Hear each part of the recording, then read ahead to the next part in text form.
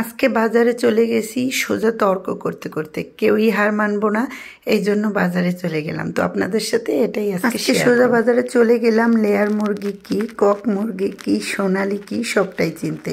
তো কিছুদিন আগে আমি একটা কক মুরগি আনতে বলছিলাম, আর সে এসে বলতেছে এটাই কক, আমি বলতেছি এইটা সোনালি। এইটা নিয়েই বিতর্ক। তো আজকে চলে আসলাম যে চলো আজকে তোমাকে বাজারে নিয়ে যাব, তুমি নিজেই দেখবা যে কক কোনটা সোনালি কোনটা। তো তর্ক বিতর্ক দুইজনই কিন্তু সমান পর্যায়ে। এটা আসলে বোঝার ভুল হয়েছে, আমি যেটা খেতে চেয়েছিলাম ওইটার নাম লেয়ার, তো আমি ভাবছি যে ওইটার নাম কক, আর সে এনে বলতেছে এইটা কক, আমি বলতেছি এটা সোনালি। যাই হোক, এই নিয়ে তর্ক। আমাকে বলতেছে যে তুমি লেয়ার খেতে চাইছিলে, আমি তো বুঝিনি, যাই হোক তাহলে নেও এখন। তা আমি বললাম কি না, বাচ্চারা তো বেশি গরুর মাংসটা ভালো খায়, চলো ওইটা কিনি। তো এখানে আবার গেলাম, যাই দেখি যে গরুর মাংস শেষ, কারণ আমরা একটাই আইছি, এই জন্য বাজারে একেবারে গরুর মাংস নাই, মাথার মাংস আছে, বুড়ি আছে। তো আমরা সেগুলো কিনিনি, আমরা আবার চলে আসলাম লেয়ার মুরগি কিনতে।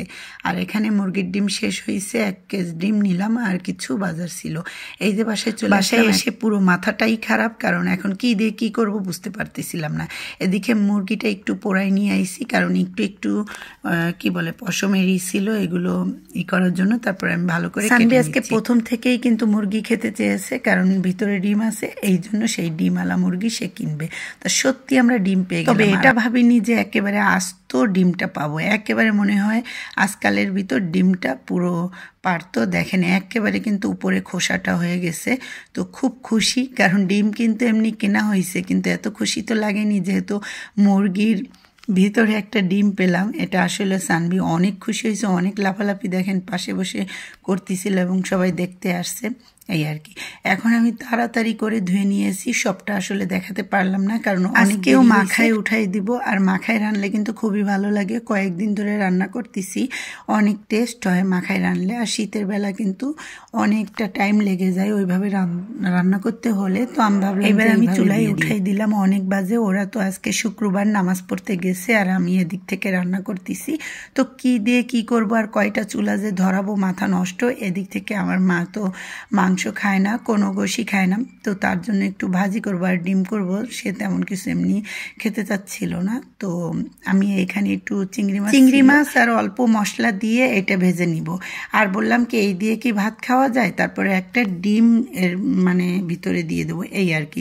এটা দিয়ে ওনার হয়ে যাবে। আর এদিক থেকে আমি ভালো করে কষিয়ে নিচ্ছিলাম। আসলে কষানোতেই কিন্তু এদিক থেকে এই যে আলু দিয়েছি, আলুর ভিতরে কিন্তু ভাজতে ভাজতে একটু মশলা দেবো। দেখেন আমি ওই গ্যাসে কিন্তু মাংসটা রান্না করতেছি, আর এদিকে ভাজিটা উঠাইছি। আবার এদিক থেকে একটু ফোড়ানি করা লাগবে, যে কয়টা যে করব মাথা খারাপ হয়ে গেছে। আর এদিক থেকে সেই সানবির ডিমগুলো রয়েছে, ওইগুলো ভাজা লাগবে, কারণ ওইটাও খেতে চাচ্ছে। আর এই যে আমার কিন্তু ভালো করে কষানো হয়ে গেছে, এবার আমি আলুগুলো দিয়ে নিব।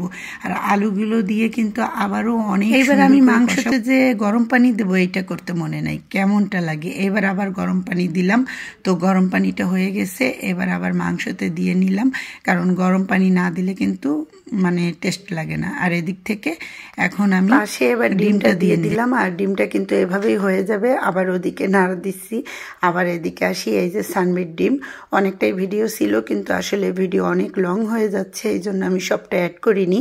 তো ডিমটা কিন্তু আমার ভাজা হয়ে গিয়েছে, ওদেরকে দিয়ে আসবো, ওরা নামাজ পড়ে চলে আইছে। আর এদিক থেকে বড় ছেলে বলছে একটু ভোনা ভোনা টাইপের মাংসটা করতে, এই জন্য আমি ঝোলটা পুরো টানাই নিব। আর যেহেতু শক্ত মুরগি, এগুলো একটু টাইম লাগে।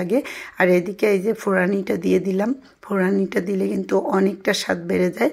তো আমার কিন্তু এই যে মাংসটা রেডি হয়েছে, আর টানাবো না, কারণ এমনি আলুতে টেনে যাবে। আর এদিকে এই যে ভাজিটা হয়েছে, ভাজিটা কিন্তু অনেক মজা হয়েছে। এইটা দিয়েই কিন্তু ভাত খাওয়া যায়, আর কিছু লাগে না। আর এদিক থেকে এই যে আমার তরকারিটা হয়ে গেছে, এখন আমি ওদের জন্য নিয়ে যাব। সবাই তো অনেক অপেক্ষা করতেছে, যেহেতু 3টা বাজে। 3টা তো বাজারই কথা, কারণ অনেক দেরিতে আমি রান্নাটা চড়াইছি। এই যে আর মাংসটা ওই যে ঝোল নাই, কিন্তু এই ভুনা ভুনা টাইপের মাংস খেতে কিন্তু শীতের ভিতর খুব মজা লাগে। তো যেহেতু ছেলে বলছে, এই জন্য আসলে এরকমভাবে রান্না করলাম। তো আজকের পুরো ব্লগটি আপনাদের কেমন লাগলো জানাবেন। সবাই ভালো থাকবেন, আজ আর নয় এই পর্যন্তই। আর কালকে মেলায় যাব ঘুরতে, তো আপনাদের সাথে শেয়ার করব। আল্লাহ হাফেজ, আসসালামু আলাইকুম।